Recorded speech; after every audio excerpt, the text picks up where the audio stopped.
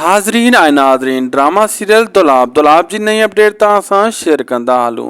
दोस्तो काफ़ी अरसे खां वठी तव्हां दुलाब ड्रामो ॾिसी रहिया आहियो ऐं तव्हां इहो बि सोचींदा हूंदो राज़न जेको आहे उहो कामयाबु थी वेंदो अॻिते हली करे या मुराद, छो त इन्हनि खे ॿिन्ही खे पंहिंजी ताक़त हासिलु करण जे लाइ इन्हनि जो मुक़ाबिलो हली रहियो आहे।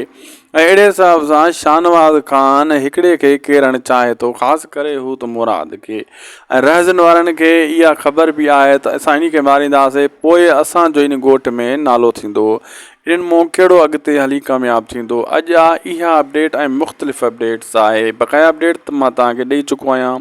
दोस्तो मां ॿुधाईंदो हलां, हक़ हक़ हूंदो आहे, सच सच हूंदो आहे। पहिरियों त उनखे ॾुख मिलंदा आहिनि, हक़ खे जेको सिधी राह ते माण्हू हूंदो आहे, बाद में उहो कामयाबु थी ईंदो आहे। जेको ग़लति माण्हू हूंदो आहे, ग़लति सोच, ग़लति कमु कंदो आहे, ग़लति तरीक़े सां पहिरियों उहो खटे वेंदो आहे, बाद में उन जी हार थींदी आहे।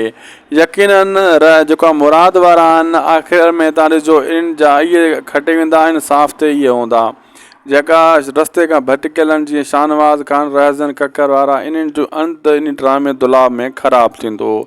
होलो जेको आहे मंसूर ख़ान, हिन जो 50% जेको आहे चांस आहे।